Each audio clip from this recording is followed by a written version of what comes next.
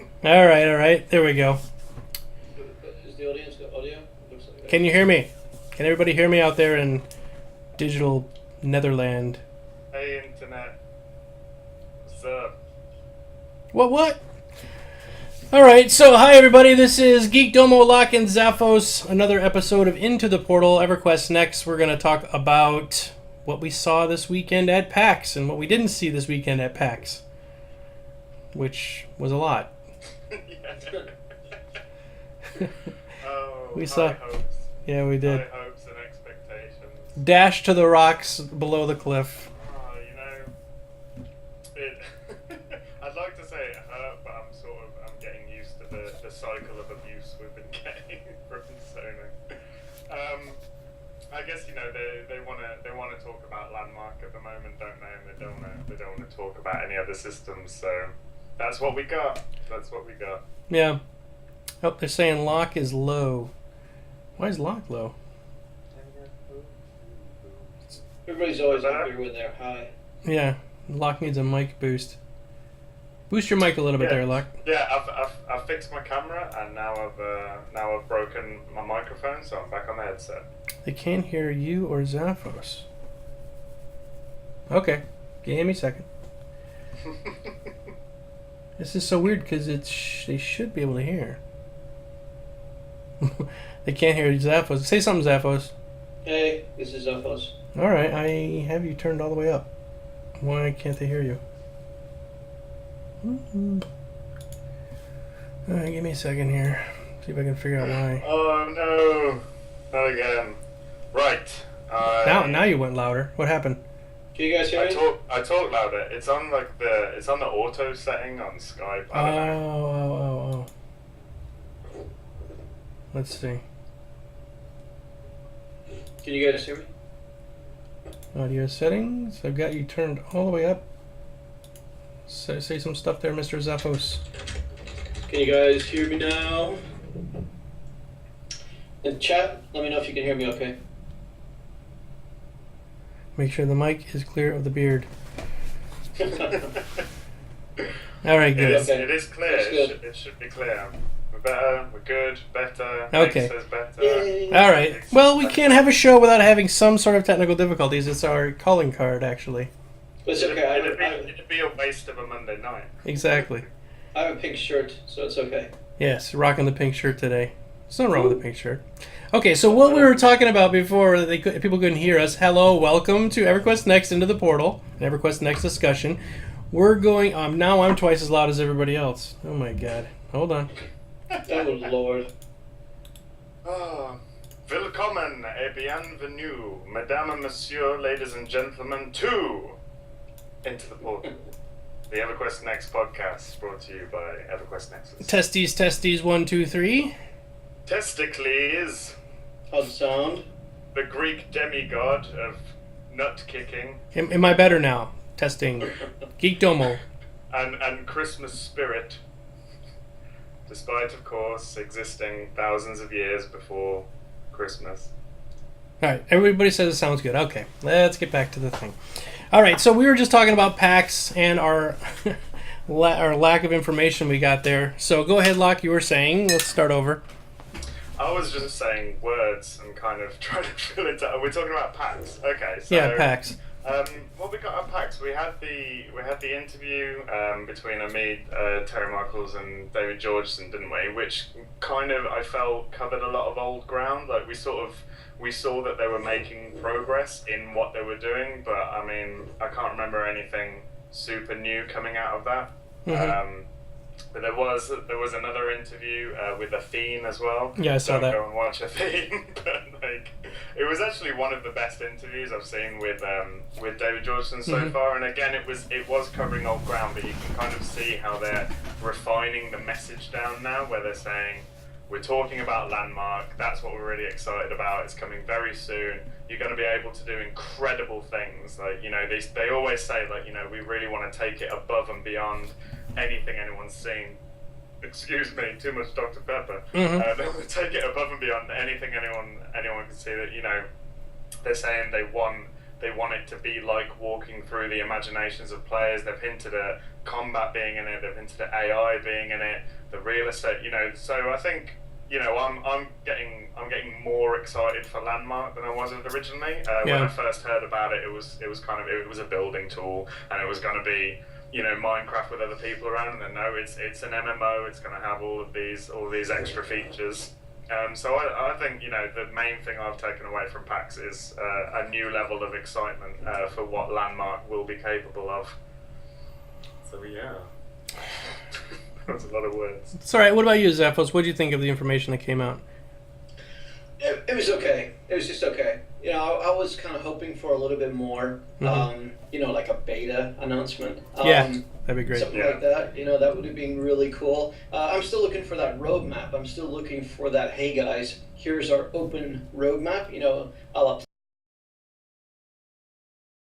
Starfall, also from Red 5 Studios, did a pretty good job of this in their open kind of development process as well.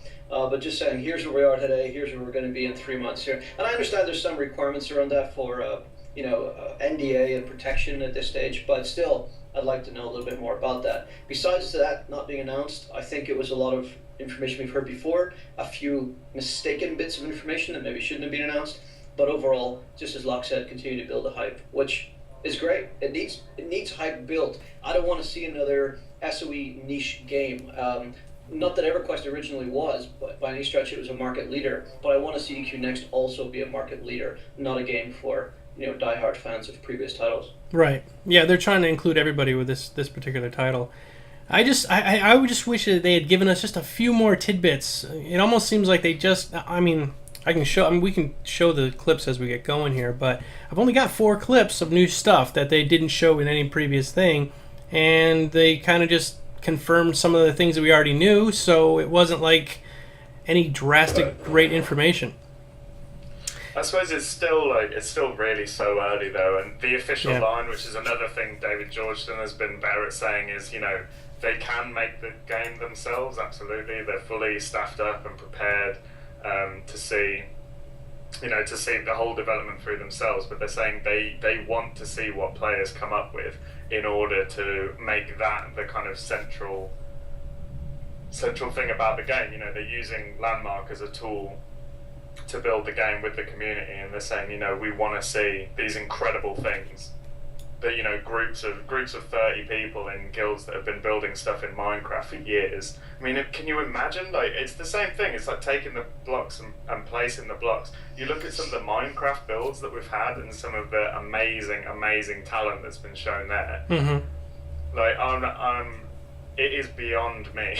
It is beyond my artistic and creative comprehension to even begin to imagine what we're going to be seeing after 6 months of everything overlap. People competing for real money in that sort of environment, and huge groups of people always wanting to be the best. Real estate being bought and sold. People building on top of other people's imaginations and other people's creativity, but in a fully fledged MMO where you can make new friends to work on new projects. And they've got they say they've got an economy system in there. They're going to be adding new features to the game as they come along, which is another thing we've got to talk about Landmark, the idea of also really being a beta for a lot of systems in EverQuest, right, which is fantastic. It is. Yeah, like I said, I'm getting more excited for the possibilities of Landmark and what that means for EverQuest Next. Yeah, it is sort of like an open beta that they're helping to develop the game itself, and I like that part of it. I don't mind helping them develop it, and we get to play it at the same time, so not a problem to me. Excuse me. Yeah, I'm totally looking forward to getting in there just to dig around. I just want to dig a hole in the ground and just see what's down there. I want to find one of those caves and see what that's. Yeah. Amazing. Exactly. And there's other people at the same time going, I want to build every USS Enterprise. Right. I've heard someone mention in chat my Dwarven Steakhouse, mm-hmm. which, my mind's expanding. I want to do my whole kind of I've always wanted to do, the little Skyrim towns that are right by the water, and there's boats and stuff. I want to do a dwarf version of that, which is where it's the exit to the mine, out to the water, and it goes out, and it's like a Dwarven port town. Anyway, that's neither here nor there. Yeah, I'm actually looking forward to I want to make the the house that the hobbits live in, like one of those under the hill houses. Yeah. I just think it would be so cool because I've always wanted to own one and live in one myself. So yeah, I think Come to England, man. they're all like that. It's everywhere, right? Every house is just like that's that. what I live in. I'll tell you. I'll tell you. It's your hobbit hole. Well, I've got this. This hobbit hole, which is my summer house, and then obviously during winters we go to the castle. Yep. All the Europeans in chat will confirm this. Yeah, everybody in the UK has a castle that they live in. Mm-hmm. All right. So, do you think we're going to hear anything new anytime soon, or do you think they're just going to kind of tease us for now? As far as anything soon? Yeah. Do you think do you know of another release or another event that's coming up that we should hear something on? Well, I mean, they've got Dragon Con, but that's pretty niche, isn't it? And Yeah. then there's no other big sort of convention till next year. There was John Smedley at SOE Live did say this year. He said later this year for Landmark, but the line seems to have been very firmly this winter, which could be January, February. What does this winter mean? I Right. mean, it's obviously in their best interest to get this out in plenty of time before WildStar and Elder Scrolls Online. Mm-hmm.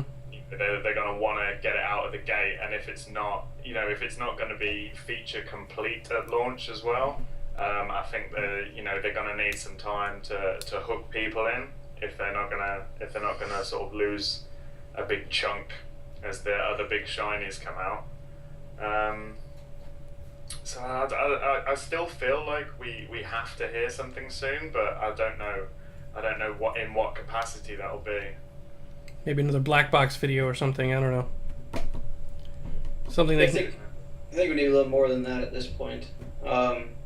I mean, you could argue, but it depends on their timeline, right? I mean, if they are really focused on next year, so they've got some time. But if they really do want to bring it out this year and sort of get a little more focus around that, then of course we would expect to hear something. I still remember the dev saying something along the lines of, you might be surprised how quickly beta pops up, right? Mm-hmm.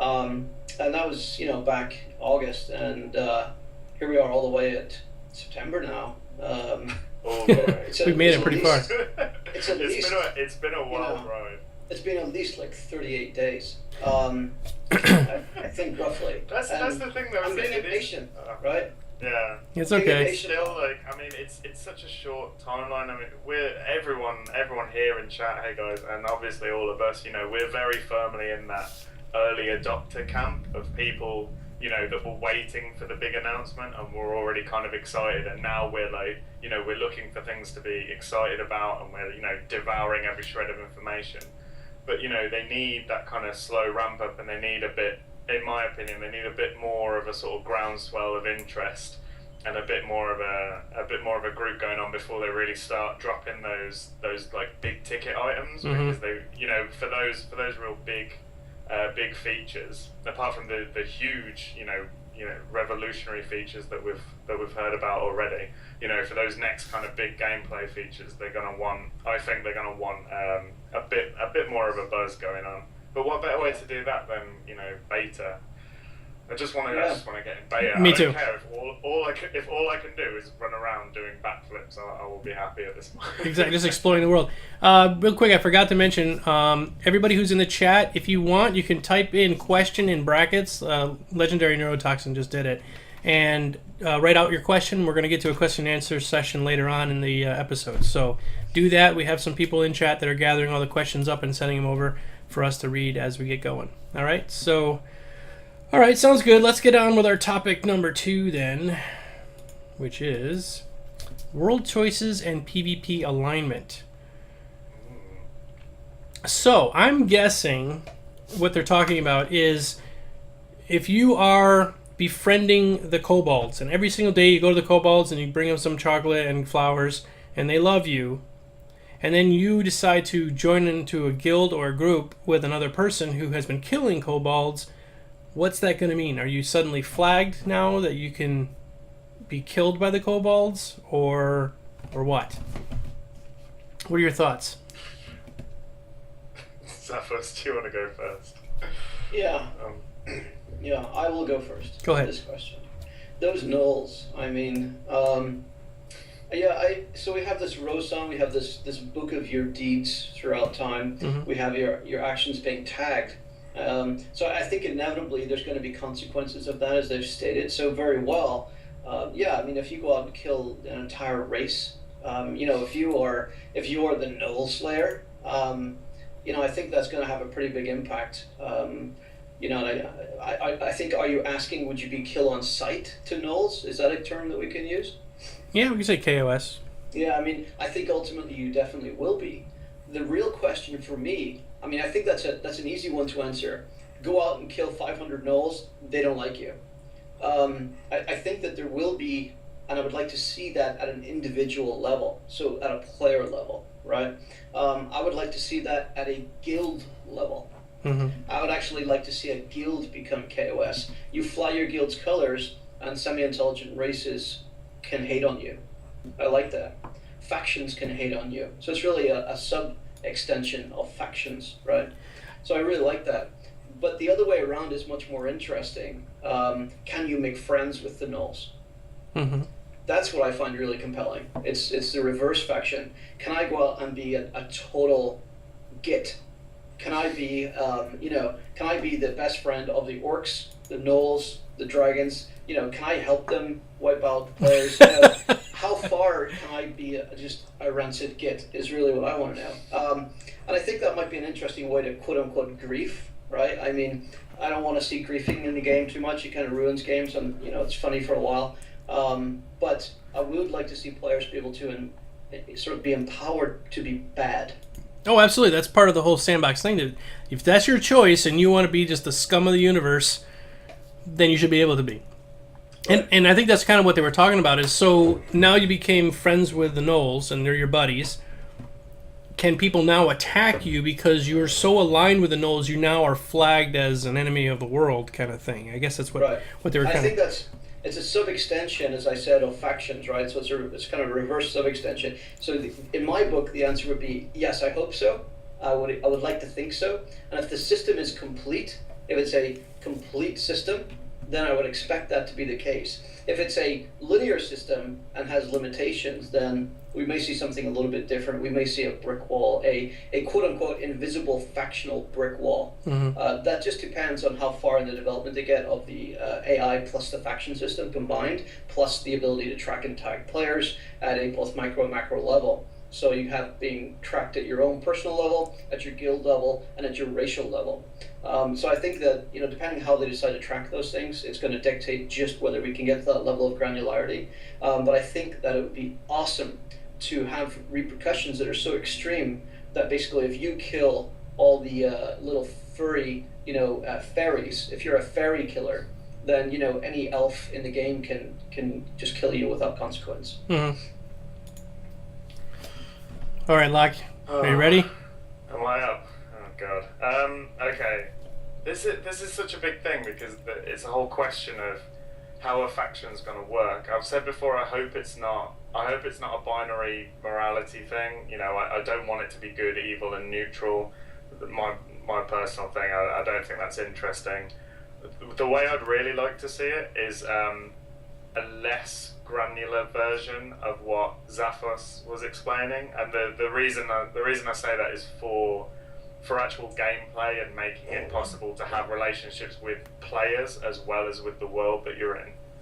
I think it'd be very difficult to group if all of you had these different kind of like friends and enemies lists, and I think it'd sort of close off a few too many options as far as socializing with other players. So I think what I would like to see is a sort of political system where you have factions. You're not locked into a faction immediately, and it's not morality based, but you can like fight for a faction and gain favor with a certain faction, but then that makes you lose favor with others, and you create, instead of a linear system like Zaffa said, you create a web, but the web is very well defined in terms of what relationships the different factions have with each other. Like, so let's say the dwarves and the goblins that live in the mountains, they've been fighting forever and they hate each other. So if you did something for the dwarves, it'd have a very negative impact with the goblins. And maybe the dwarves and the elves don't like each other very much, but they still kind of they're sort of neutral. Like they have to sort of get along. So doing something good for the dwarves, depending what it is, maybe lowers you very slightly with the elves, or maybe does nothing at all, even though technically they're in the same faction. So a kind of a sort of web system like that, almost like a political kind of web, where maybe even some of those alliances could start changing. Like that would probably be a sort of system I'd be more interested in than a binary system, or one that was too involved with every single specific player action. Because, like I said, I think then it becomes difficult if you're in a guild with other people, and it starts like tagging you as a guild member because one of your guild buddies decided to go out and grind kobolds for an hour for some reason, and then right. that'd annoy me. I don't think that's what I'd like to see. Yeah, I would agree with Locke on that. The system I described from a more technical point of view is a complete system, but it would be, just like Locke said, it would be very challenging to pull off, because you would have those guilds that would have to be null friendly only. So you'd start to run into some pretty major conflicts and pretty major problems. So at some point you've got to scale that back, and this is what I refer to as deeds in secret. It's kind of a term I like to describe for games that have this kind of a system at a more rudimentary level, where if you were out helping the dwarves to destroy Halas or whatever, right? That's pretty visible to the world. That's a world-changing event. That's kind of a potential rallying call, alteration level type thing. Mm-hmm. But if you're just off in the forest and this knoll is in your way and you punt it off a cliff, and nobody is there to see it fall, then did it really happen? Did it really happen? And are the elves going to really hate you because you secretly punted a knoll? And typically in games, those things are deeds in secret. They may have an impact on you and the gnolls, but they don't have an impact on the elves on how they view you because you killed gnolls in secret. That sort of realistic thread happens to be a better system, one that works more comfortably for players to be able to associate. And especially in a game, I think one of the things we've got to keep in mind is we're still talking in terms of traditional MMOs. Traditional MMOs that aren't voxel-based, procedural-based, and don't have the kind of combat systems that EQNexus is going to have, can do this a little differently, because you click on a player, the player is now tab targeted, and you can attack or not attack. The system can do a check to see whether that's KOS or friendly or whatever. In a game like Cube World, for example, or in a game like EQNexus, there's a lot less control because all the voxels can be destroyed. There's large numbers of AoE skills. There's lots of just, there's no tab targeting that we've seen. Those types of environments need to be a little more forgiving, typically. Sorry, a little bit of a technical glitch there. Yeah, it's all about politics, right? I mean, that's what this is all boiling down to. Is it's how are they going to track your political affiliation with one particular race or another race or whatever. So that is something we've never seen before, and Storybricks is supposed to be building that into a level that we can't comprehend even yet, supposedly. Well, that's why a reason why I almost hope they do lock it into factions, even if there are quite a lot of factions, because then you can start working it into like the sort of legal system that I always go on about when we talk about grouping, and doing things that are illegal perhaps would make a certain group dislike you a lot more, whereas another group might not be bothered, like if you were engaged in illegal activity or not. So having those kind of fixed values for your relationship with groups, I think, unless I'm totally underestimating what Storybricks is capable of, and we're thrown into this world where we can be walking down the street in a friendly city where everyone loves us, and then some random junkie tries to shank us in an alley because we've done something to offend him, and that's very compelling gameplay. But if I'm out in the world with 4 people I just met the other day, and then it's like, oh well, we can't go down this way because this faction hates this guy, and we can't go that way because that faction hates this guy. Oh well, I guess we'll dig a hole. We'll just dig it. We'll go straight down and go underneath. We're under the damn city. I think you gotta. I think we do have to think back a little bit. For example, EverQuest 1, where in fact that was true in many cases. it was hard for certain races and classes to enter friendly, quote unquote, good-aligned cities. Oh yeah. And that was a problem. So if you were grouped with those guys, it was like, hey guys, I'll wait out in the outskirts of town while you run in and get some food for us, because he couldn't go into the town without being auto-killed. And there was certainly some pretty funny stuff that came from that, and some pretty amusing events. It was really, really cool. But at the same time, I agree, it does create a potential conflict, a potential problem for ease of gameplay. And I think one of the things that game companies got to focus on these days is ease of gameplay, low barrier to entry. When you were the only game on the market, or one of two, I mean, I remember it being, oh, you know what, this is my MMO for the next 5 years. I'm done, I'm not going to play anything else. In fact, I'm not playing anything else, period. That's it, And I would play EQ1, I played Ultima Online, I played World of Warcraft, I played all these other games. And what started to happen as the genre became bigger and more entries into the genre started to exist and more games, the community became more fragmented. And whatever games started to suck a lot and become real failures in a matter of a month, then people started to become less tolerant of taking time out to explore the fact that, hey, I just got shanked by the guard, that at level 1. I think the developers, Jeff Butler in particular, said it's no fun to log into your starting area in EQ1, have it be completely pitch black, and not be a race that can see in the dark. It's not a good player experience. And while people like that kind of thing from time to time, it adds a certain element of coolness, it's a certain immersive feeling, it just today won't fly. Because it's just too tedious for regular players to say, hey, I'm willing to suffer through this, I'll go make dinner and come back when the sun's up. It's just not going to happen. They're just going to be like, oh, F this, I'm out of here. That's what happened with me trying to get out of Neriak the other day. 40 minutes trying to get out of Neriak. And it's got to be a balance, right? Yeah. And like all things now, we've got to balance the ability to access the game quickly and get addicted quickly and get excited quickly and be able to accomplish things with the immersive journeys that we want to be part of and the experiences we want to be part of.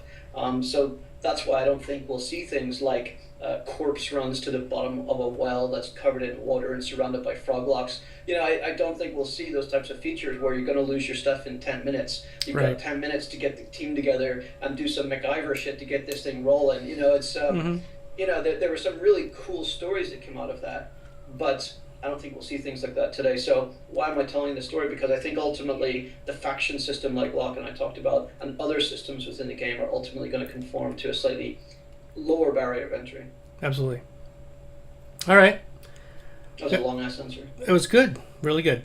All right, let's move on to our next one. Let's do it. I could go for an hour on this.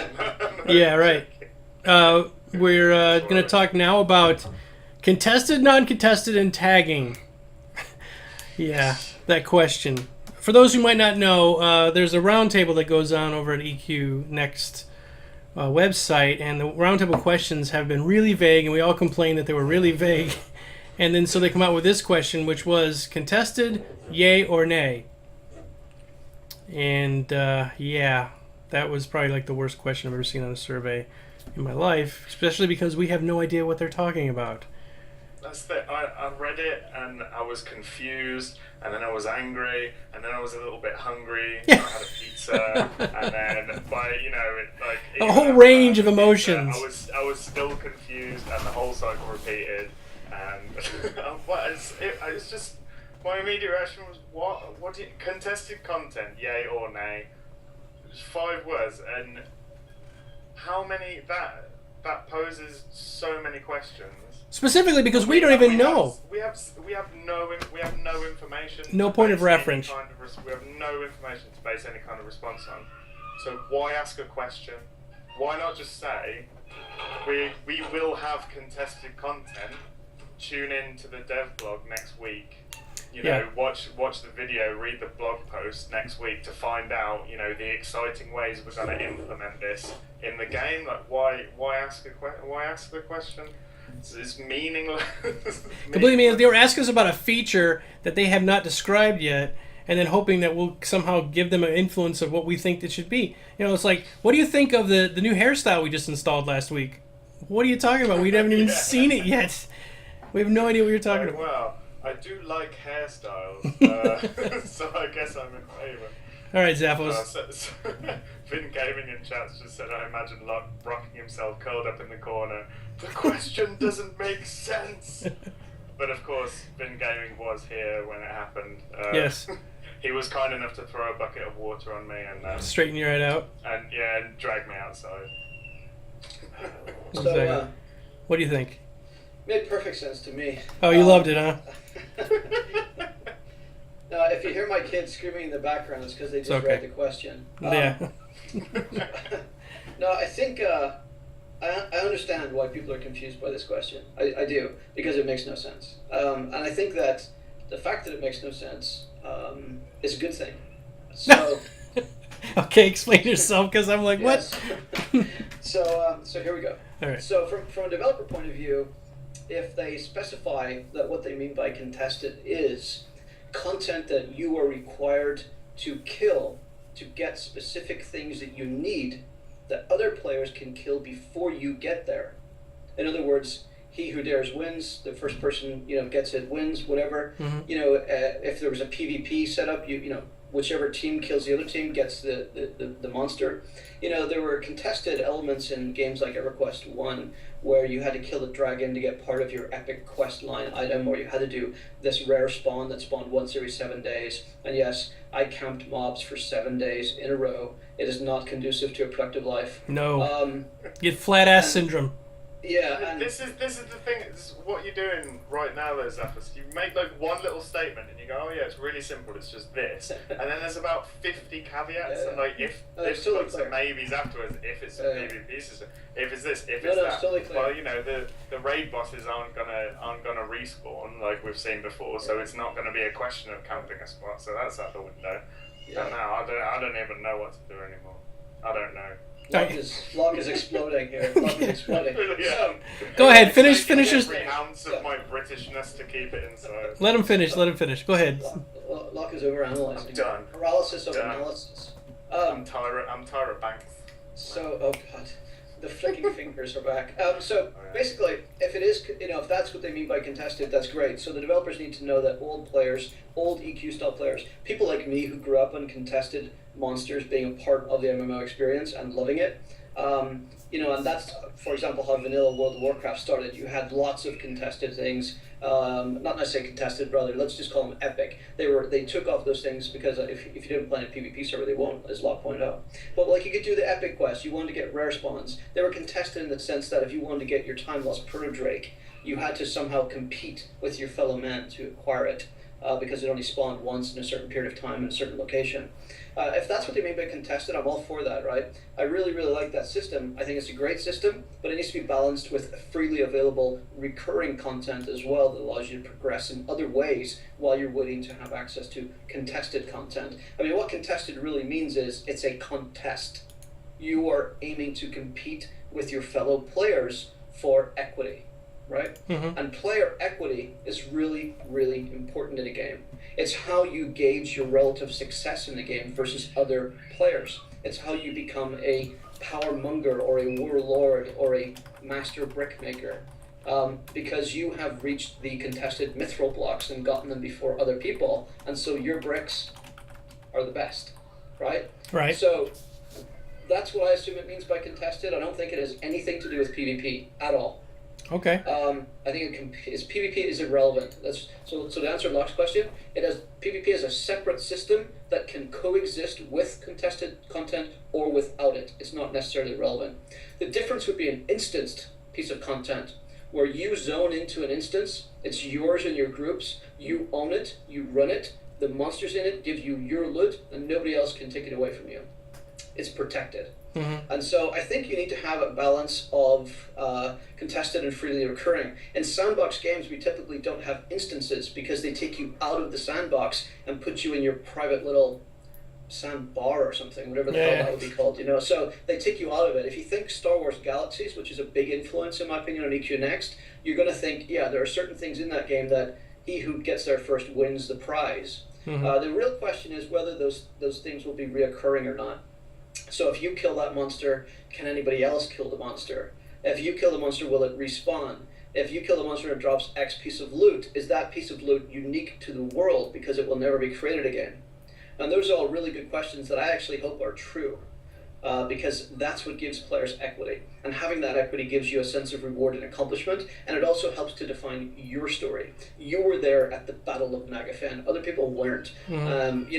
Those types of things create historic events, they create player equity, they create chronology, they create history. Very long-winded answer, but in my opinion, having a certain amount of contested territory and contested content, could be both of those, is really, really important. The answer needs to be absolutely yes. If it's not, you end up in a World of Warcraft, everybody's equal, everybody's the same, conformity is the way to go, and it sucks.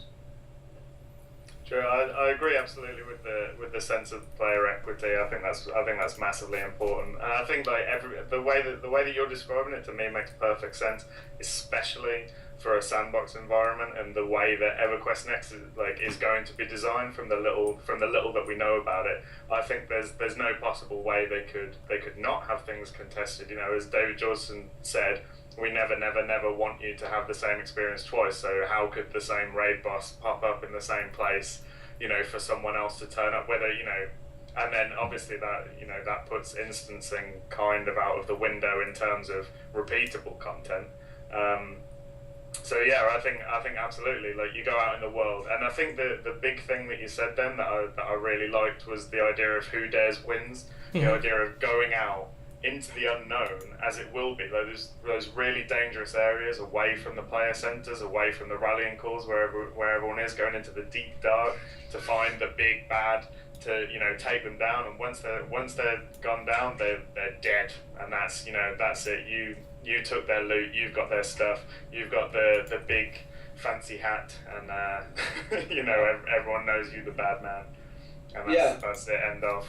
And that affects the world as well, because you've beaten that boss. Suddenly, that center of power has been weakened, which allows all of those other players behind you to surge into the area and maybe start experiencing that area as you did. But that big boss, that was our guild that did that. Exactly, and here's a really, really important point, and this is where a paradigm shift comes in for players, because I've sort of played games where this has been true, and people don't have always the same gear, the same items. There's no conformity to that. It's how you decide to make it.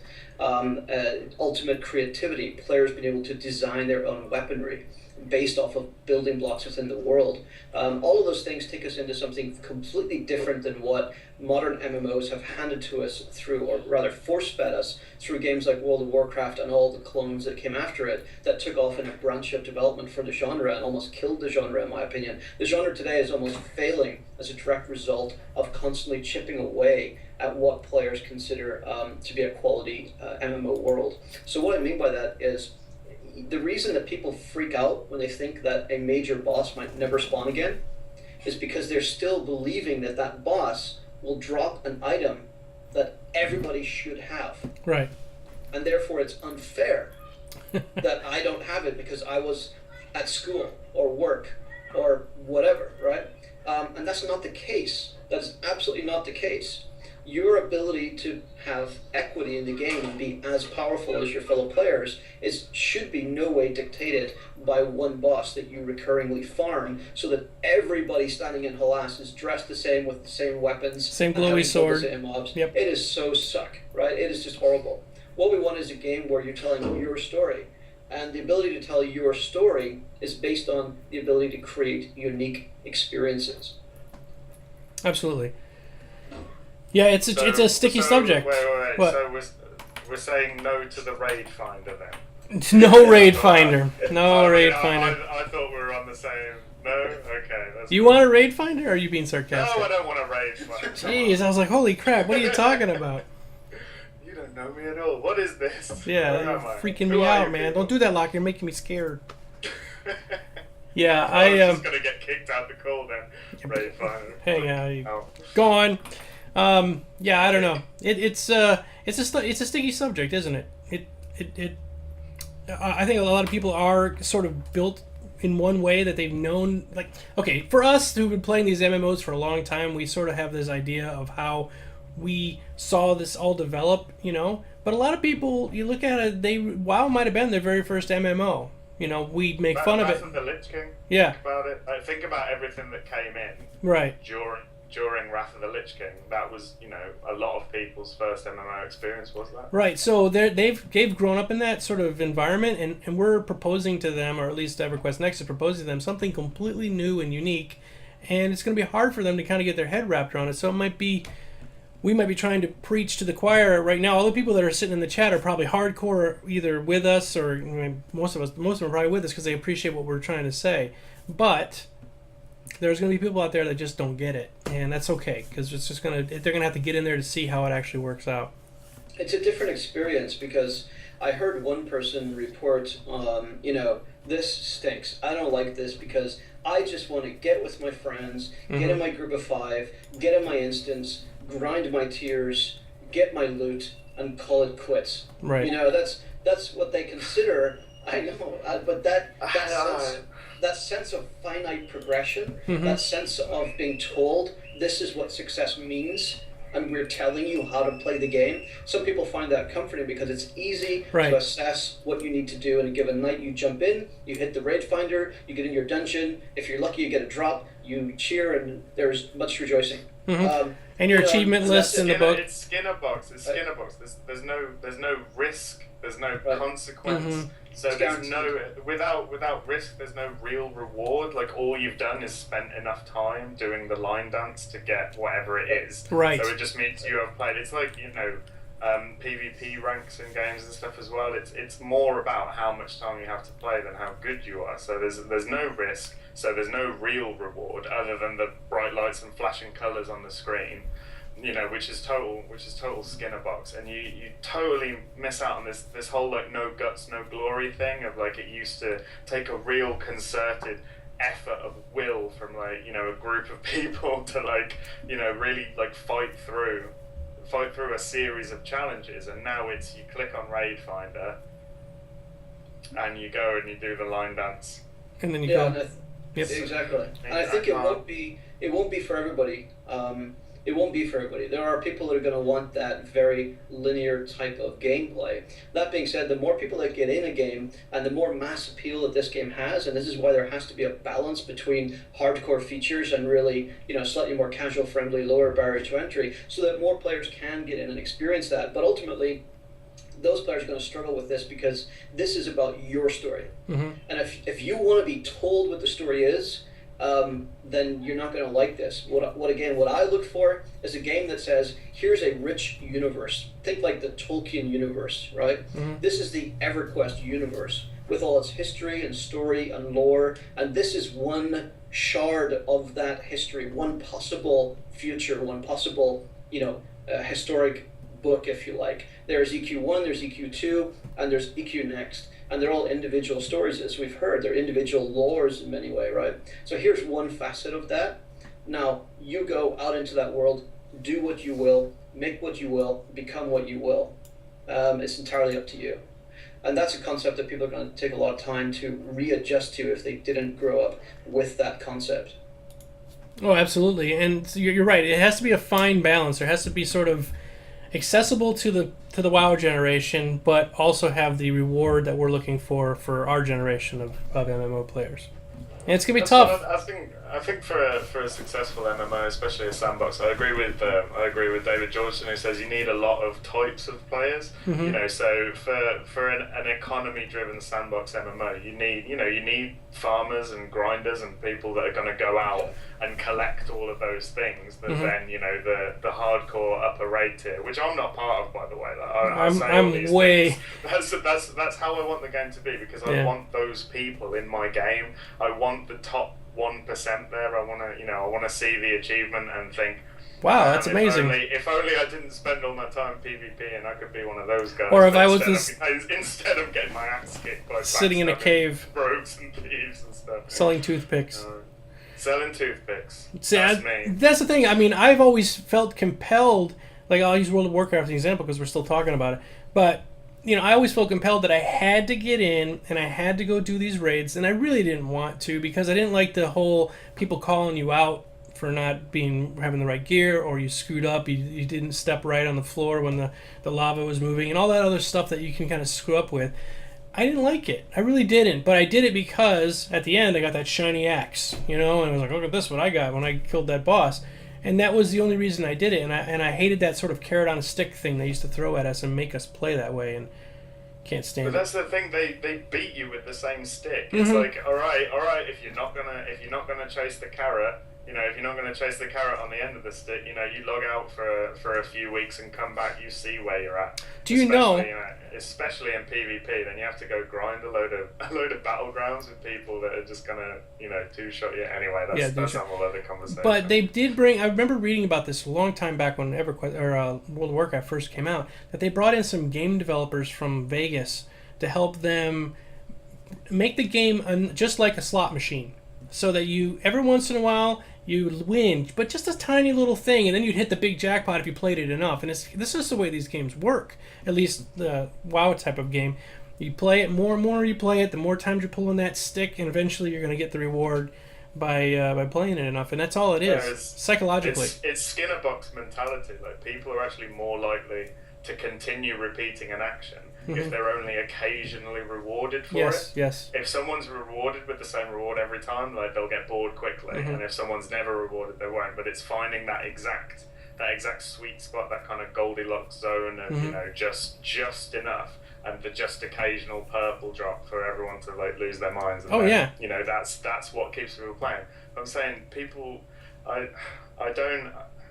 don't like the idea of playing an MMO that people play because they're sort of addicted to that endorphin rush. Yeah. Like that slot machine, one arm bam, that's all it is. That's all it is. There's no risk, there's no skill, there's no consequence to anything. Just keep hitting the loop button, and and then eventually you'll get something back for your trouble. It's never sat right with me, to be honest. First time I ever did Dire Maul, we went in and a purple item dropped, and the guy grabbed it and logged off, right? And so, but I went and farmed that dungeon for 2 months afterwards, trying to get that thing to drop again, and it never did. But that's that whole thing. There's an interesting concept I want to share, and again, I sometimes get philosophical and totally full of BS, but go for it. That's fine. You've never heard that before. So what I like to think of it is like this, and this takes me back a little bit to that concept of casual players and low barrier to entry. I just wanted to fit this in somewhere, but basically, I do think that because of all these reasons we're talking about right now, there needs to be some kind of a balance, right? So, and I think the devs have talked about this a little tiny bit. There needs to be the ability to be hardcore. To go back to what Locke said, there needs to be these great players that, whether they're great or not, or whatever, whether they spend a lot of time playing the game or both, we hope it's both, they rise up and accomplish things that we don't think we will ever do. When you are alone at night in the dark and you realize that you're not the best gamer in the world, maybe far from it, or maybe you don't want to be and you accept that. Basically, it's the same concept behind why people have created heroes, why people have created gods, why we today create celebrities. Because we want to look at sports stars and heroes and gods and great men and say, hey, they've done something that I probably never could have done, even if I do that same thing every day. And while it's very easy to start learning how to play a piano, it's totally not easy to be Rachmaninoff. Right, yeah. And so having a game that allows you to easily access it, but still have players who become the great Mozart or the great hero or the great god of the game, looking up to those players and seeing what they are able to achieve, that's something that keeps people excited about earning more equity and earning more position and more power in the game and constantly striving forward. It's the ultimate carrot on the stick, is to be more than you know that you can be. Yeah. So I think that's a really cool part of all of this as well.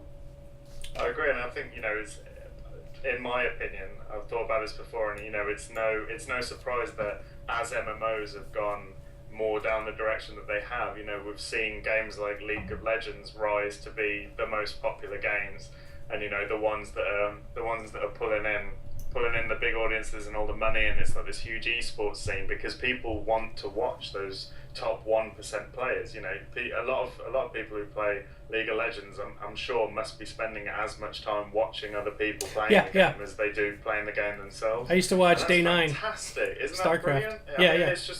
It's just like football or whatever it is that you lot play. Or we call it football, but it's a different game. But yeah. Yeah, I know.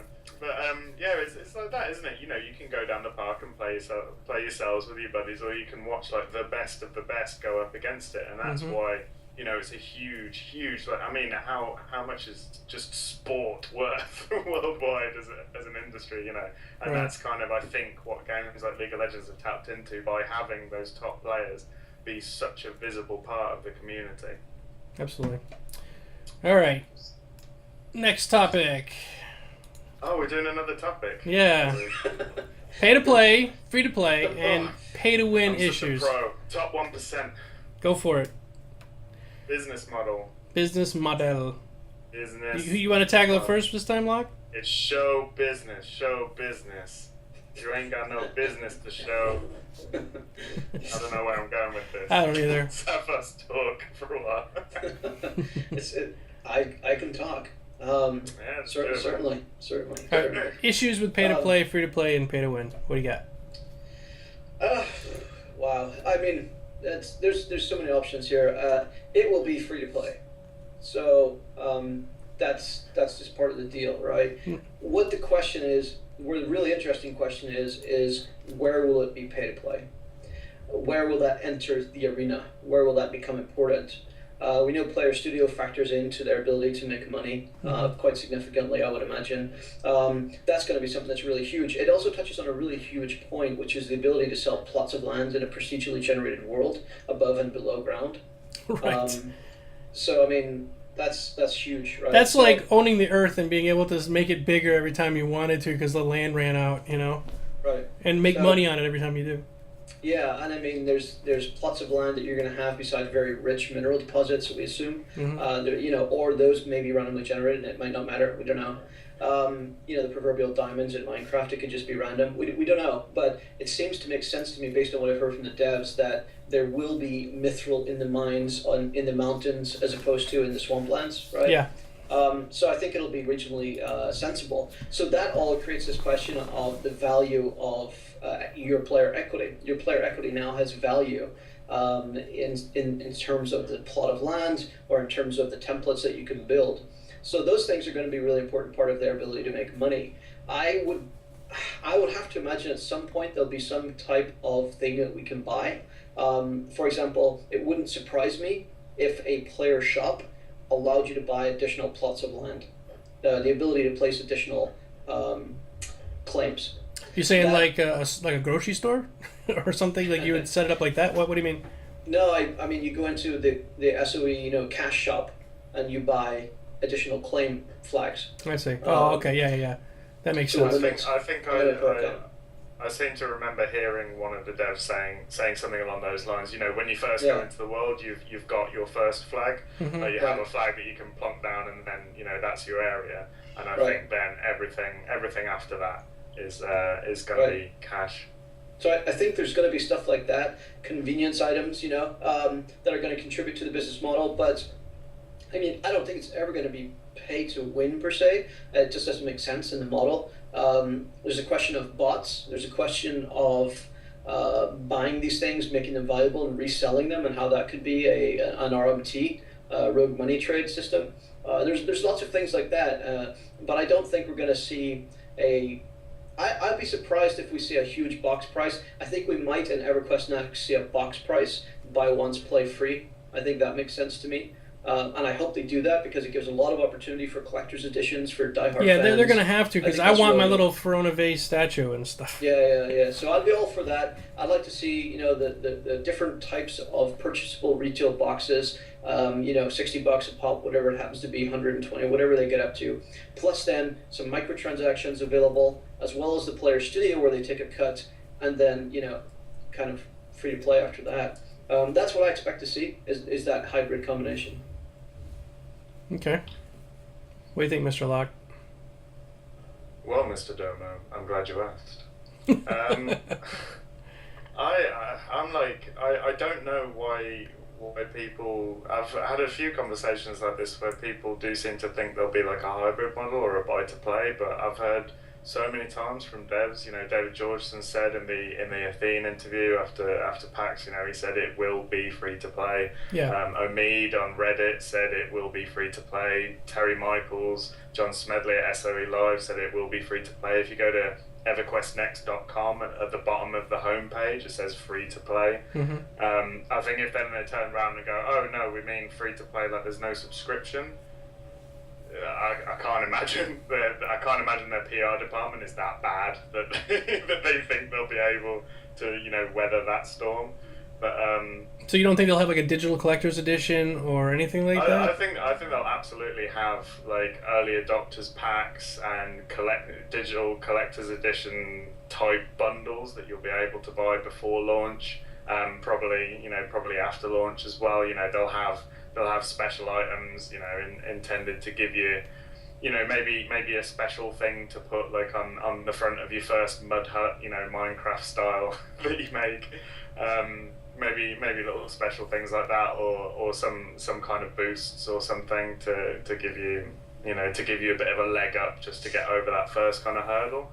I absolutely expect to see that kind of thing, but I would be absolutely flabbergasted if you couldn't play the game without paying any money. I would be really, really surprised. I think it's worth just pointing out that I think Locke's on the right track here, by the way. I expect there to be a collector's edition. I expect there to be a box set. I expect there to be a retail copy in a store. I expect there to be all of those things. I expect there to be a microtransaction store. I expect there to be player studio. As I've said, I expect all those things to be there. But I do expect the game to be playable for free. Yeah. I think sometimes, though, even items in the store that would seem pretty reasonable, like an XP boost, can still give other players the feeling like they're getting ripped off. And here's why. If I'm a player and I have no life, and I can play every single day for 14 hours, and then my friend here can't. He works a real job, and he has a family and everything, and he can only work 2 hours a day. So they put the XP boost in the store so that because I don't have a life and I don't have a job, I can't afford to buy, but he can, so that's supposed to level out the playing field so that he can still level up with me at the same time and everything. I know there's probably not going to be levels in this game, tiers and all that, but you know what I'm saying.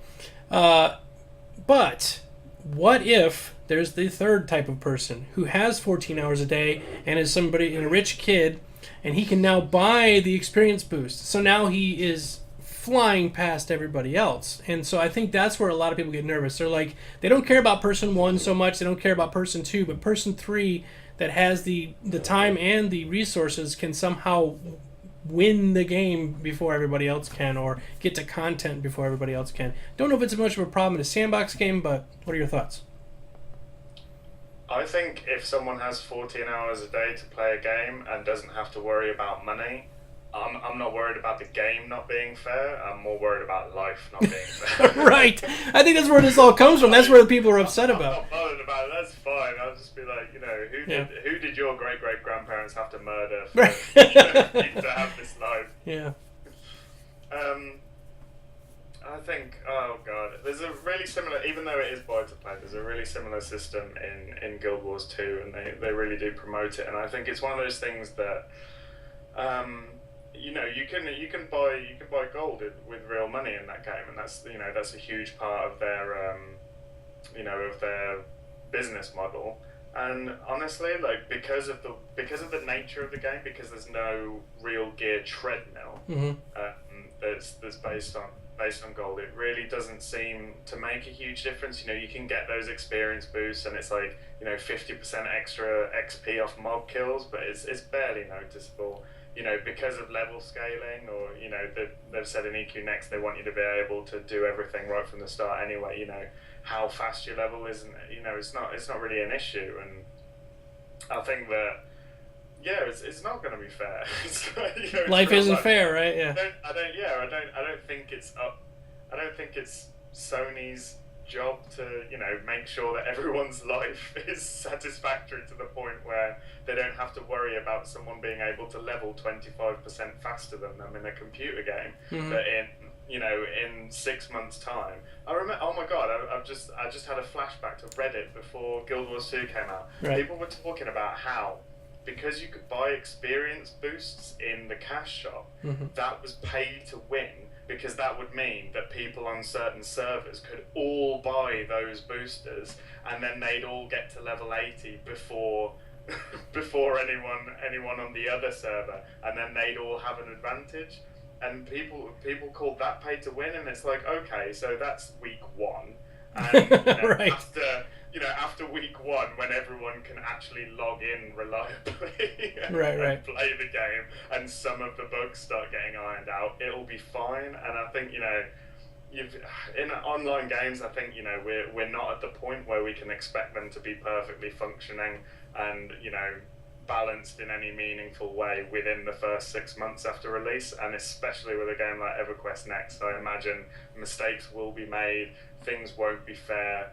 People will find exploits, people will be banned for things and get very incensed on forums about it. Yep. And that's just what happens. I mean, it's people, and we choose to spend our time in these fantasy worlds, but ultimately I'm sat here in a chair in my living room. You can't really get away from that, and I don't think that's really Sony's responsibility to to fix our lives.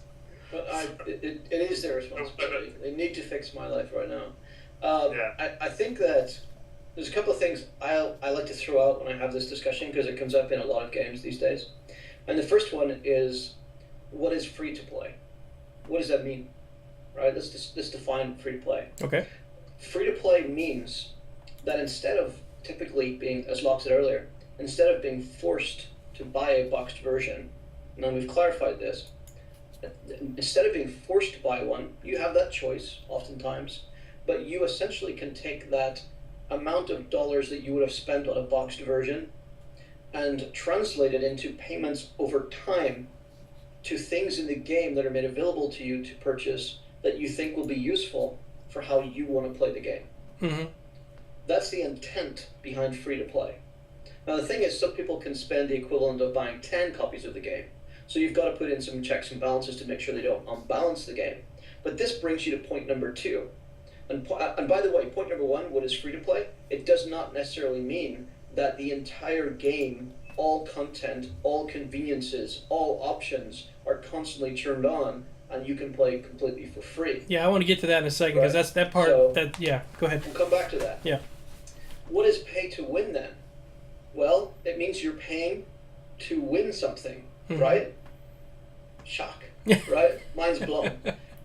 Which, if you follow the logic... Whoa. It doesn't mean that. If you follow the Slow down here, pal. So if you follow the logic, you have to ask the question in each new game, what am I winning? Mm-hmm. So, if I have infinite resources with which to pay, what is it that I win?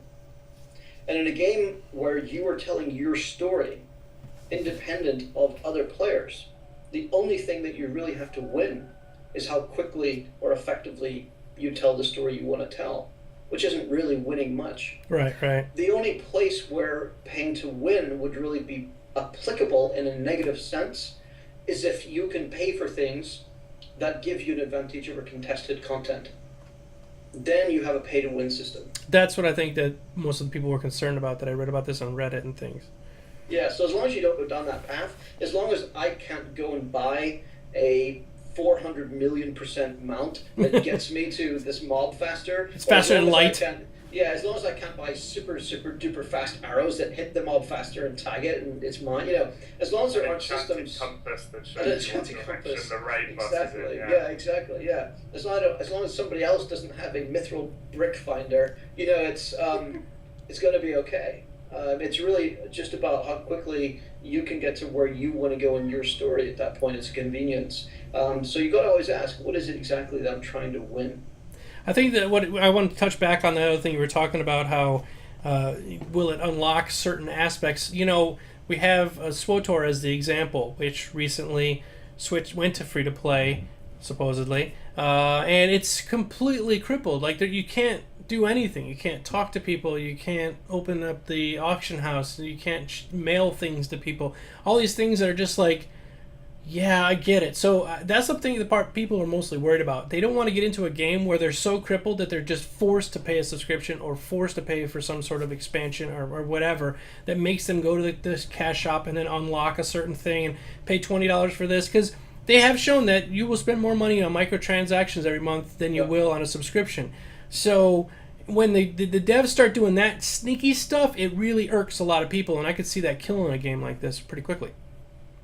But I think the problem with the Star Wars free-to-play model is it was never designed to be a free-to-play model. You know, Right. it has been described by others as the arrogance of the development team that you know thought they could just come in and steamroll everything and you know they'd be absolutely fine. Meant that no checks and measures were put in place for it to ever come about. I think you know if you look at the Secret World, that when you know they dropped their subscription, I think if you look at that game, you can kind of see how it was always planned to go down that route. Yeah. So that's you know it's been a little bit kinder to that game, but I think if you look at a game like PlanetSide 2 from Sony Online, I think they have a fantastic system. It's fun. Of free to play. You know, I think it's a fun game. I'm not a first person shooter type of guy, but I tried it out. Yeah, me too. I put 20 hours into that game. I put $20 into that game. I haven't spent a single penny on that game. Yeah, I wanted to buy this. I've had 20 hours of enjoyment out of that game. Yeah. You know, I'm thinking I might chuck something at it. Who knows, to see what else is available to me. Mm-hmm. And that's fine because I've gone in and I've enjoyed it as a casual thing. I've been content for other people who have sniped me from a mile away. Right, and they got an extra couple points. Yeah. You know, which has kept those other players engaged because that's what they're there for. You know. That's what they want to be doing. So you know, everyone's a winner, aren't they? And I think that's great. So yeah, PlanetSide 2 because it was built to be free to play, and again, like League of Legends, built to be free to play. Right. Yeah, they're not trying to pull it in here. You know, they've made an absolute truckload of money off that. So I think they've learned now, haven't they? It's been long enough. Free to play has been bashed for long enough. The developers, they're gamers as well. They know what's all right and what isn't. You know. Yeah.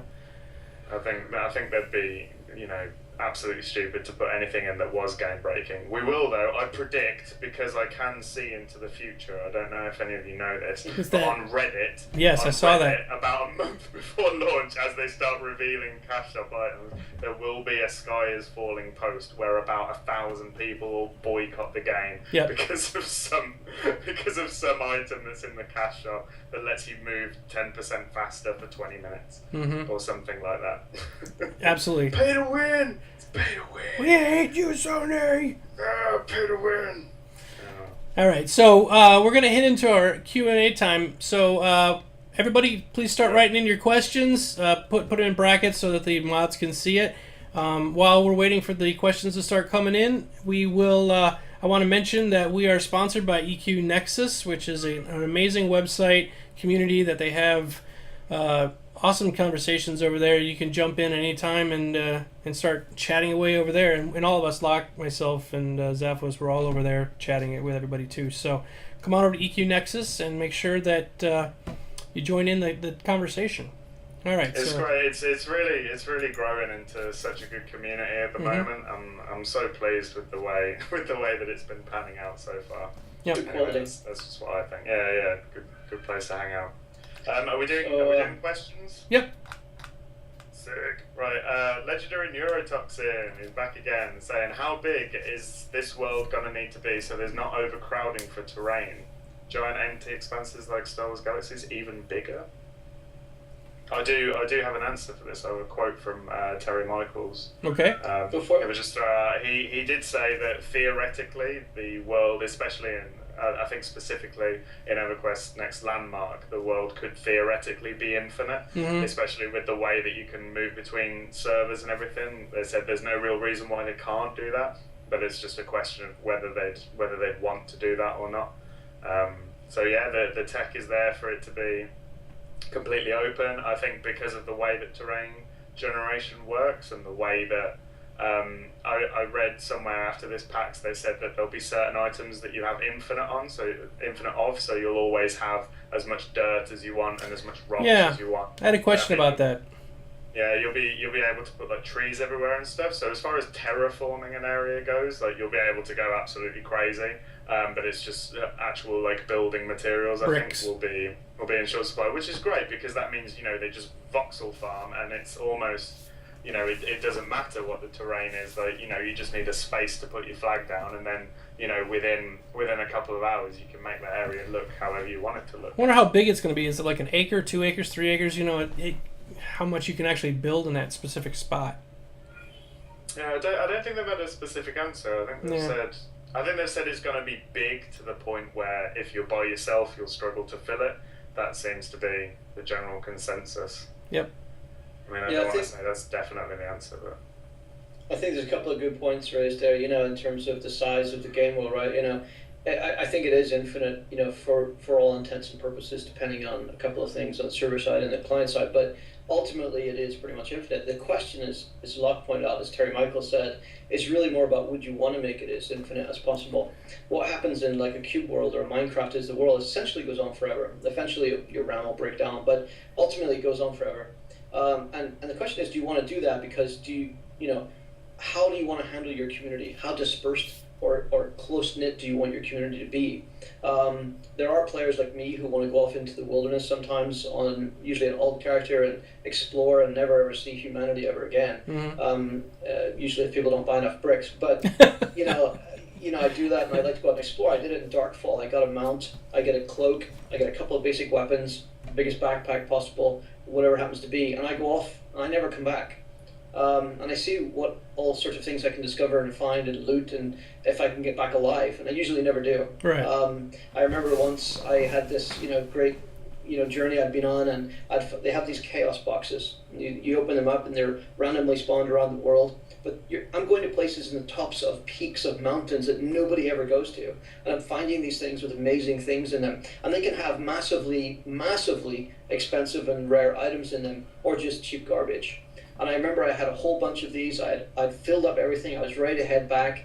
And I'm riding this, mount across these dwarven lands, which hate me because I'm an orc or something like that. And they just hate you anyway because they're going to kill you, right? So open PvP.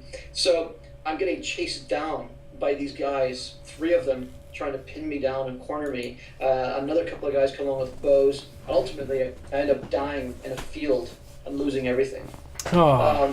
But it was a great journey, right? So anyway, why the hell do I tell these stories? I don't even remember the question anymore. I don't know, but it's a good story. Go ahead. It's like it was an amazing journey, and then I died. I lost it all. I'll start again, That's a lesson for life, kids. Come here.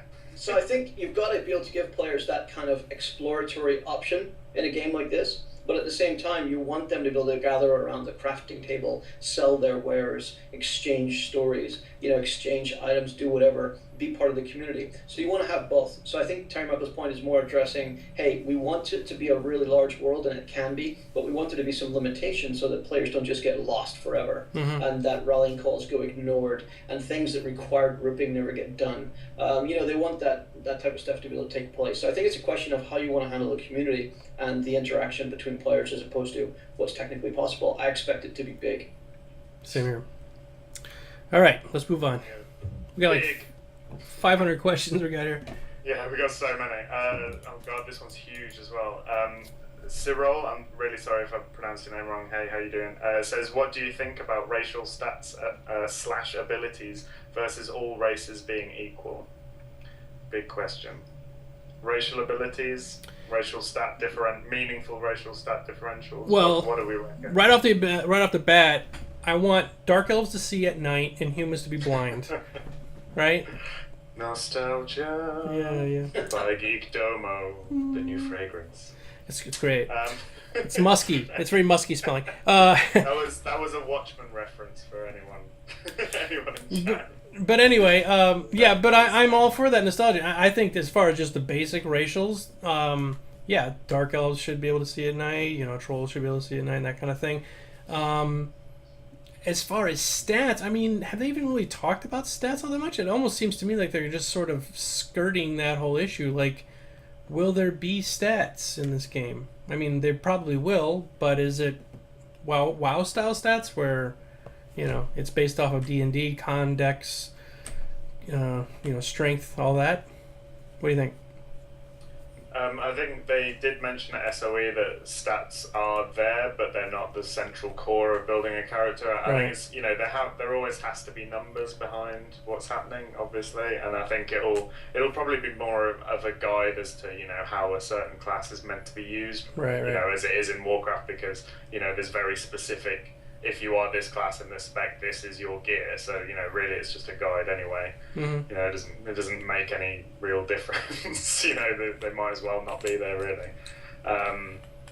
So I like racial abilities. I think, you know, the danger is when you get that racial ability that is great with this certain class. Then you're ability stuck. or weapon skill. Yeah. And then it's if everybody you're has to not play that it. race, then no one wants you to play that class. I can't stand that. Yeah, I think that's awful, and it's difficult as well, because with so many classes and combinations possible already, you know, if they put the wrong thing in the wrong place, you know, then that's GG. Mm-hmm. See you later. So it's tough. It's difficult. They've said they want choices to matter, but you know, MMO players are min maxers. You know, a lot of MMO players are min maxers, and you know, you do get that kind of elitism. So theory crafting. I hope that it's kind of. I hope this is the thing. I hope that it's stuff that benefits like groups. You know what I mean? So if you're in a group and you have that particular race, then there is some kind of benefit to having a race in a group. 5% run speed, something like that. Yeah, just small things, but things that, you know, whatever race you're taking, or, you know, night vision and everything, so, you know, you can have someone leading you down the path, or, you know, whatever it might be. But things that are beneficial to groups, I think, would be alright. But things like, you know, if it's like a 5% damage boost when behind someone and using daggers, I think that's going to be... Right, you know, then you have to be a rogue. That's the type of thing that's game-breaking. Yeah, it's I agree. It's just not fun, that kind of thing. But, you know, sort of, I hesitate to use the term fluff abilities, but you know what I mean by that, don't you? Like, oh, yeah. Flavor abilities. Maybe somebody put in chat, +5 to nature resist.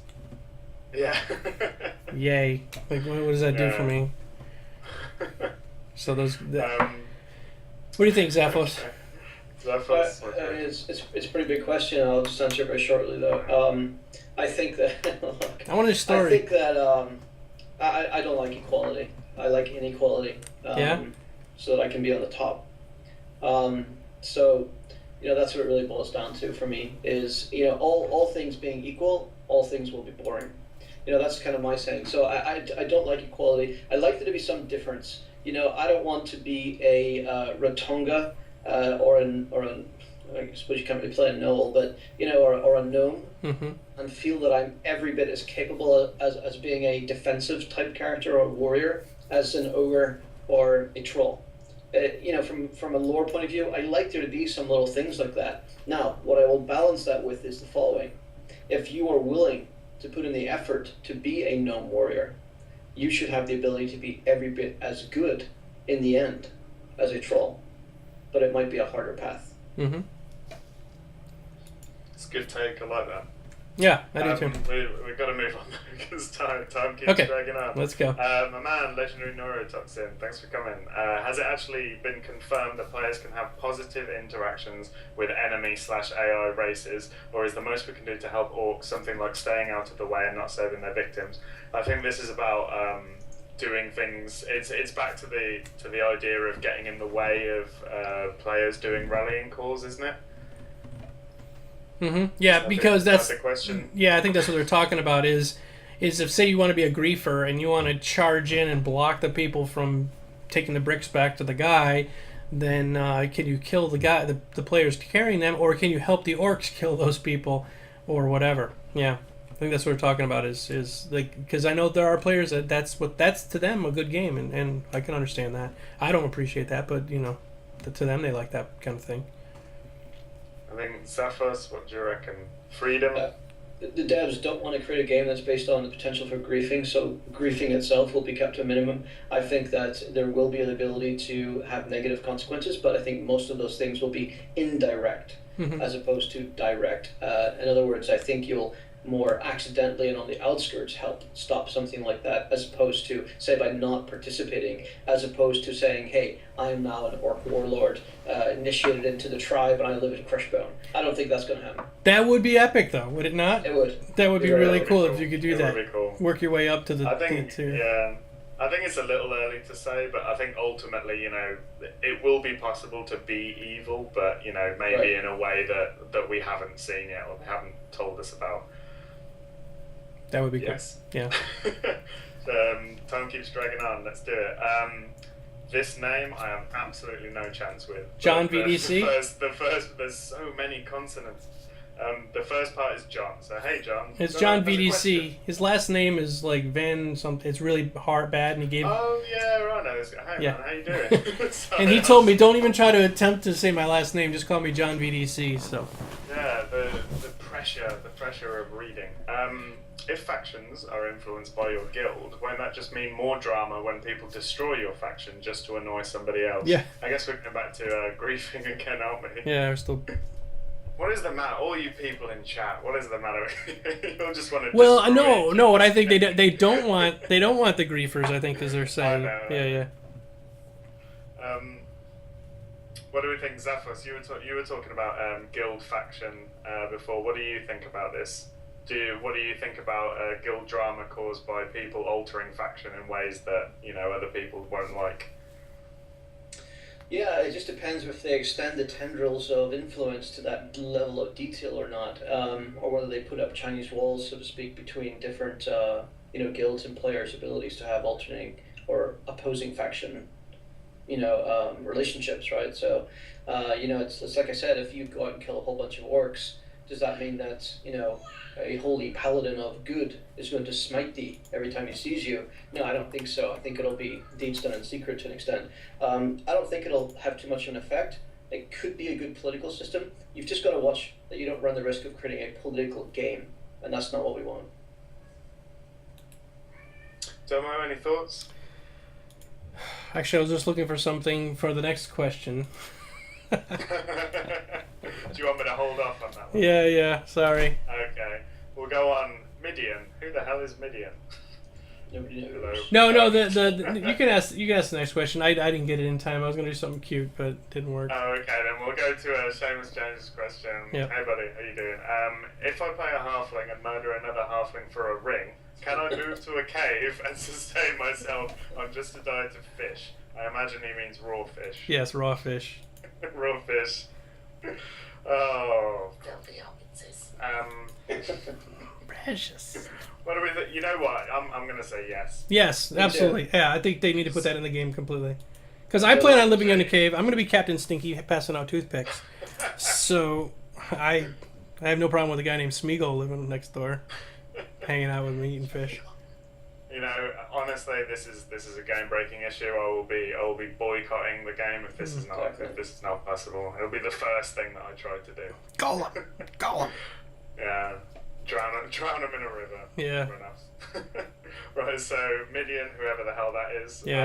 Actually, just before. Actually, no. I have to stop. I know we're time sensitive right now, but I actually think it should be possible. Like, really, seriously. Yeah. Like, you should really be able to completely mess up your faction standings. You should actually become so evil that you really just give up. And if you can't afford to buy another character slot in the cash shop, you have to go live in the mountain. So I think that I've played games like that, where I've become so evil, like in Ultima Online, where you had a PK system that eventually you turned red, and you literally couldn't do anything. You had to live out of society. You had to find a way to get resources. You had to find a way to survive. It was all part of the penalty of being evil. So yeah, I actually think there should be a system that allows you to, or forces you to, sacrifice in order to live with your consequences. Absolutely. I mean, it creates hugely compelling gameplay for the people doing it, and then it creates content and opportunity for people who choose not to do that as well, because obviously they're on the other side, so it benefits everyone to be able to do that.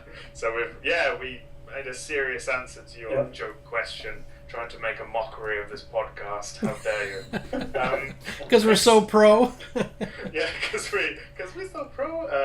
Question numero 6 or something. What are your thoughts about a game that has 40 classes at launch, can be switched frequently?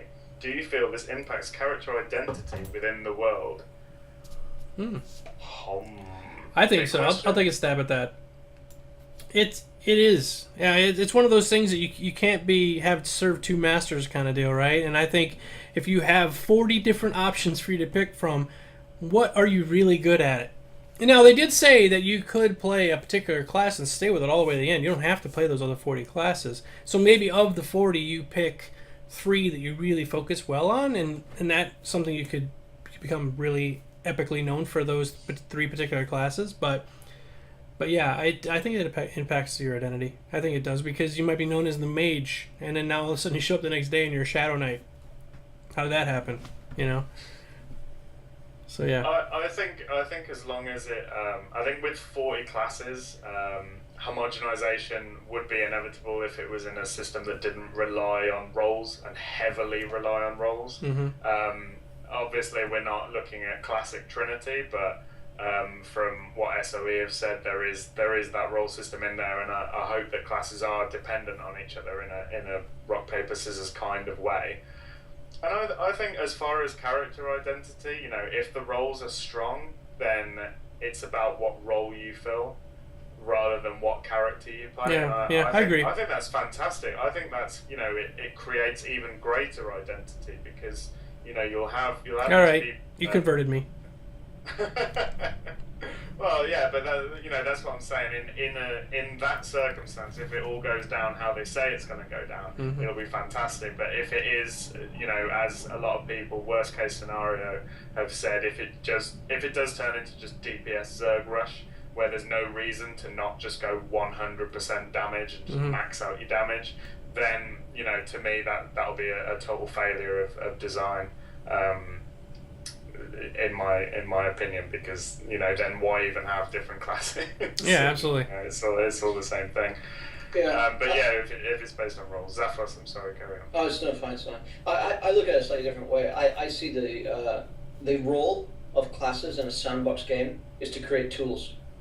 And what you want to do with those tools is, you know, accomplish the goals that you have set as part of your own story.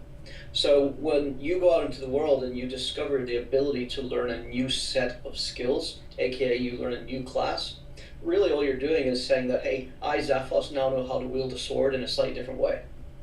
It's not the same as saying, hey, I'm now a Shadow Knight, in my opinion, or I'm now a cleric, or I'm now a paladin. It's just saying, hey, I've learned how to combine different skills from different masters and to do different things with them as the situation calls. And the more of these that I have access to, the greater number of problems I can solve. So I think you'll be known as Zaphos, as Midian, as Domo, as Locke. You'll be known as you, and the tools that you bring to the group will become more valuable or less valuable depending on how well you use them. That's how I view it. We're going to have to speed up the questions a bit here. Well. No, I'm just saying we're running out of time. We're getting... if that's how it is. I'm sorry. Cool. Yeah, we'll just real quick answers from the rest of these, so if we can get through them, because we're at an hour and a half already. Bartel Delight, how do you guys feel about particle weapons versus non-shiny particle weapons? I.e., should only the special armor weapons have effects? Oh, like every pair of shoulders or weapons glow in World of Warcraft? Got big old shoulders, yeah. fancy glowy weapons for everyone. Everyone.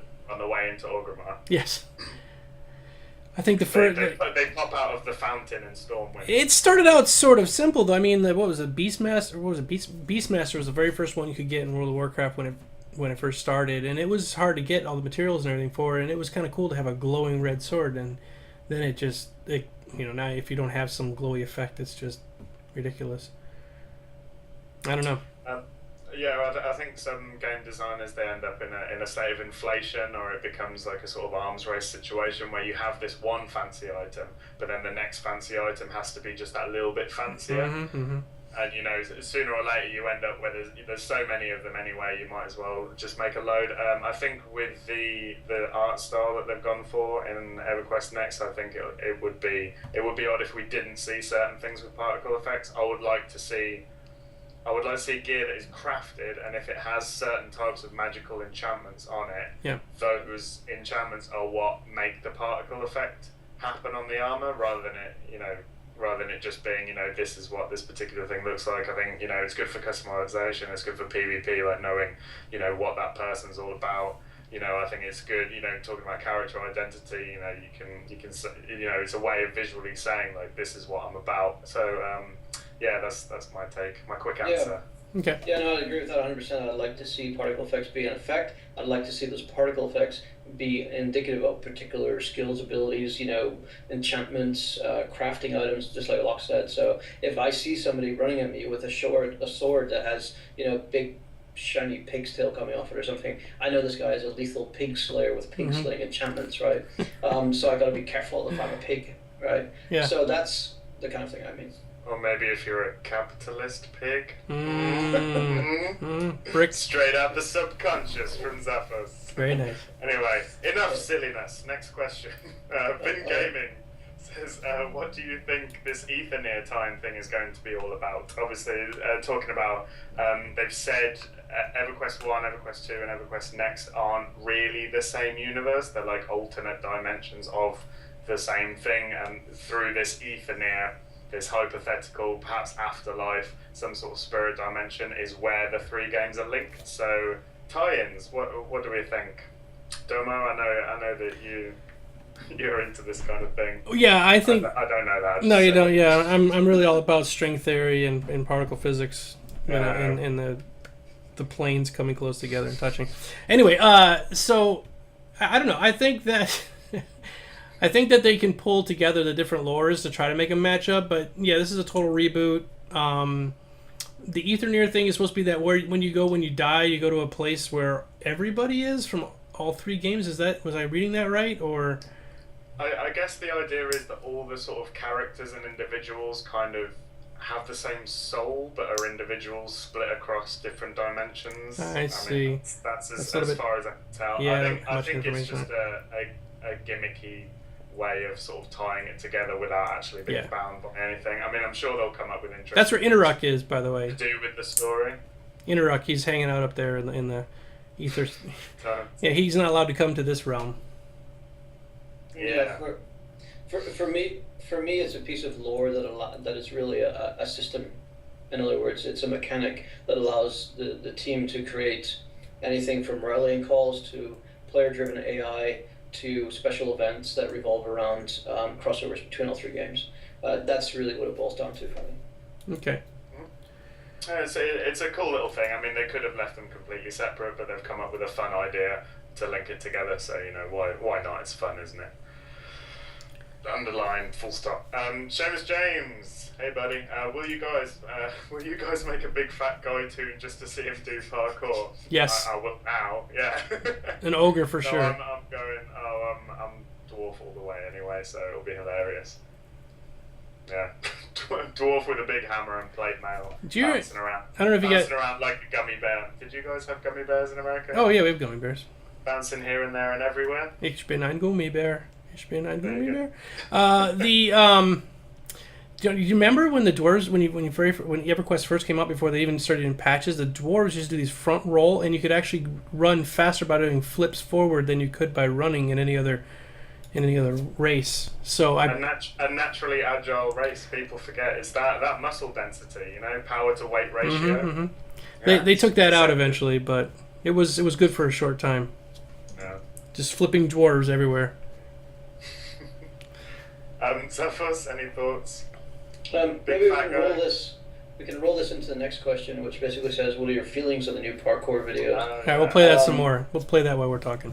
So why the hell are they all doing those flips? Oh god, this is going to be difficult because I could talk about it. I'm actually doing a video on this later this week.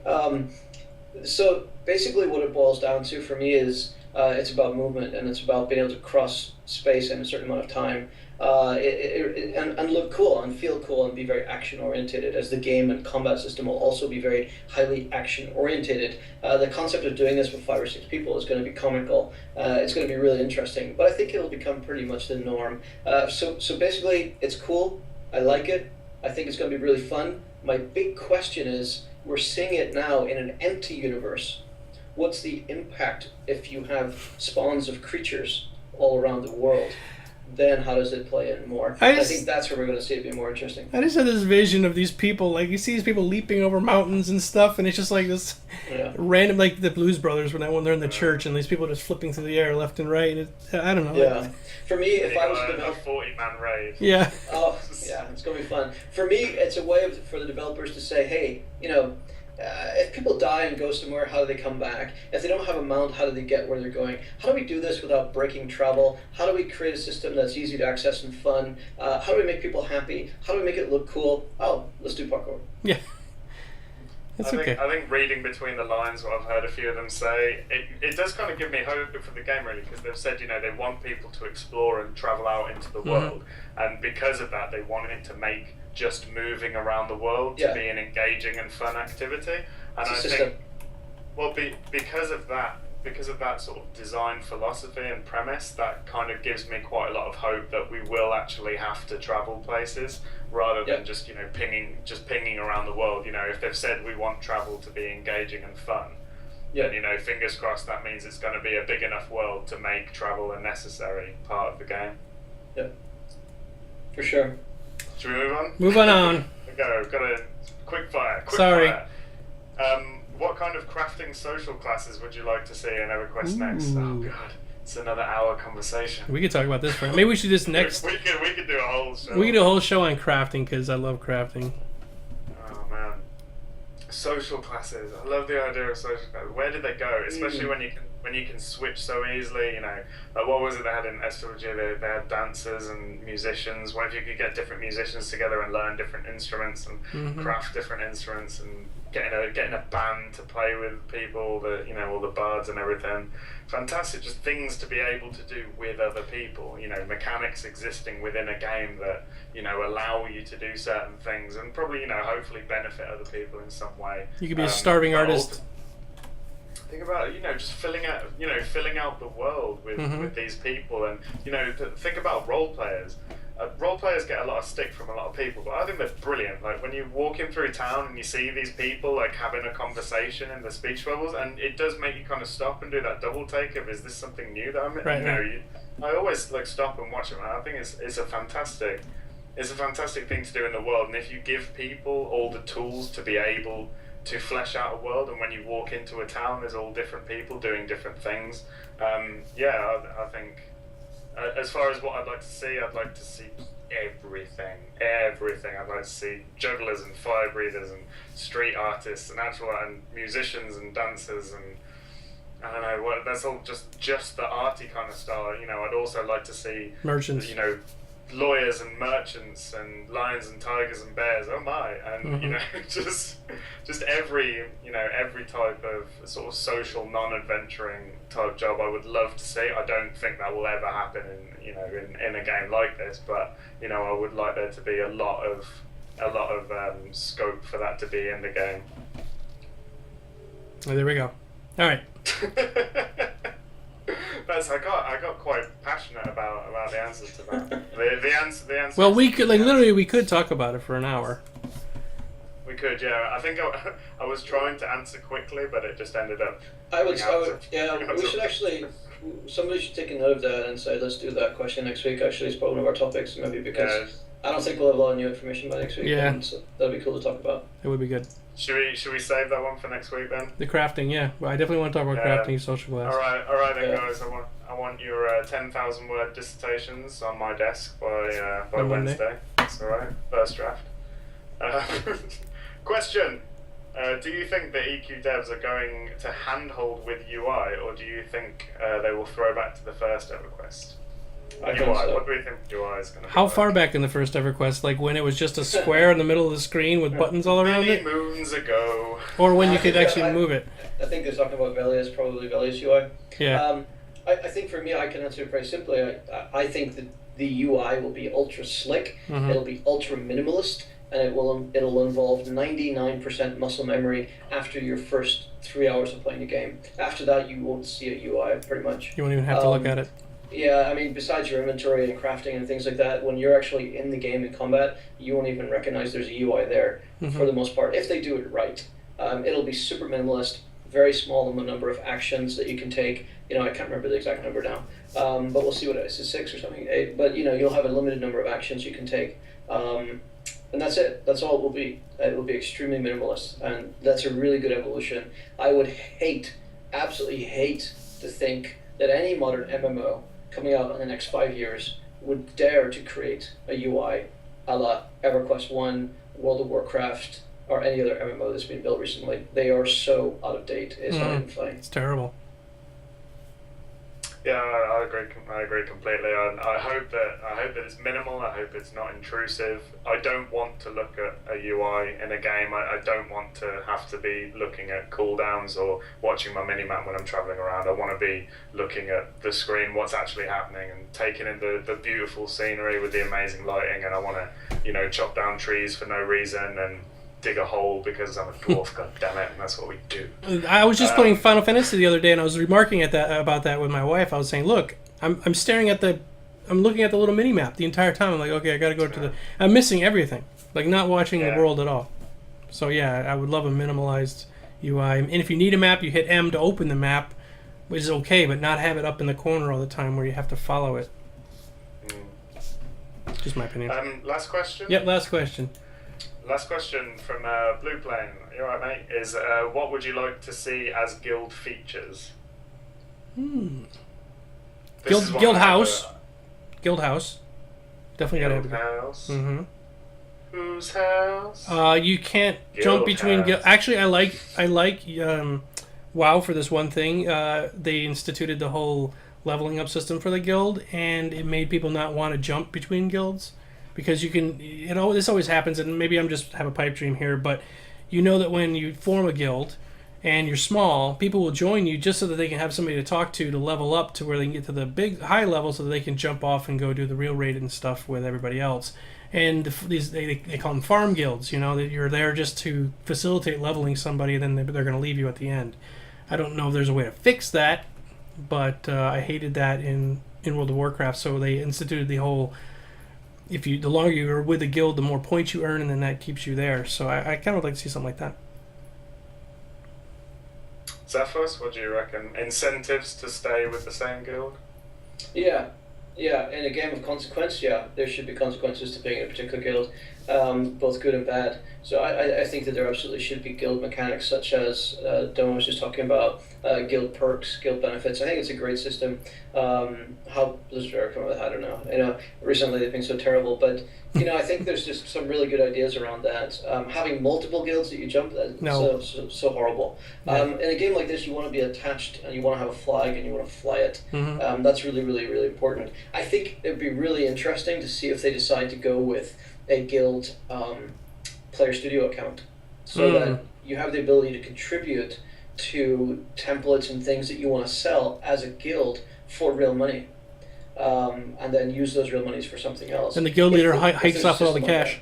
Yeah. I mean, just take that with a grain of salt. I don't necessarily mean that explicitly, but systems that allow for guilds to become powerful within the game, that's going to be really important. Obviously, the ability to, as we already know will exist, cooperatively build and set up cities in effect would be really, really cool. The ability for guilds to have different ways to control or influence trade, as well as the ability for guilds to create their own AI for their players to direct and help them be guided on what they want to do as a team. You do that. Things like that are really, really cool. Teach them how to play better and all that. Yeah, I think a guild should be more than a monologue of conversation between the guild and its players, right? I think it should be much more a guild is a functioning system within the game that influences the world. And that's something I really want to see, so that the guild can set actions that its members will accomplish. The guild can set goals that will be accomplished and have consequences. The guild can influence rallying calls. The guild can set their own rallying calls. All sorts of things like that. Hold on, everyone just said the sound just got fixed, and I have not touched a thing. My hand has been on my desk the entire time. I made a pact with a demon that I summoned I saw off camera. You. All right, let me turn it down then for everybody. Hold on. I'm going to turn it down. I don't know what changed because I didn't change anything. So weird. I'll turn it down. Maybe loose connection or something. It's weird. Yeah, well, I agree with what Zaphos said. I've said before that I would like to see a much more complex array of ways that players can group together. Not just as sort of 5-man parties that we've seen before, but groups with more permanence, but groups that come together for very for specific tasks and for specific types of things. So you have, you can have your large guild that's part of a huge alliance that, controls territory on like a whole half of one continent. And then as you go down, you can sort of break that down into smaller parts and maybe be part of a smaller adventuring party, a ship, a crew on a ship. Or, I always talk about the caravan guards, so you can have like someone who runs an actual business, like a caravan guards thing that merchants hire to help move their produce, but then at the same time you can be part of a larger guild that's maybe more of a social thing. But I'd like to see a more complex structure of the ways that players can group together more permanently. All right, if you see what I mean. We're getting the sign here with the wrap it up. That's the wrap it up sign. That's the wrap it up sign. Okay, so yeah, that's a good spot to stop anyway, because that was our last question that we had in the chat there. Everybody, we will be putting this out as a audio only stream for those who like to listen to us rattle on their iPod or whatever it is they're listening to it on. Also, we are going to be loading you up on both my page and the EQNexus page for YouTube, and maybe your guys' page, I don't know. But yeah, that's where we will have this. Thank you so much for joining us, everybody. Thank you, Locke. Thank you, Zaphos. Thanks, guys. Thank you, fun. Yeah, so we will see you all very, very soon, and make sure you go over to EQNexus.com and check out all the great stuff over there. We will see you all very soon. Come let us know how much you hate us. We always enjoy that. Well, we didn't have too many things go wrong tonight, so it wasn't too bad. I've had a great time. I think we've had a really good show. Your cam was working awesome the whole time. Fantastic. I don't know. I'm sorry about the audio thing, guys. I thought it was fixed, but whatever. All right. We will see you all very, very soon. Until next time, Geek Domo and pals here saying, see ya. Thanks for coming. Bye. There we go. Yay! We're done. At least I think. Let's see.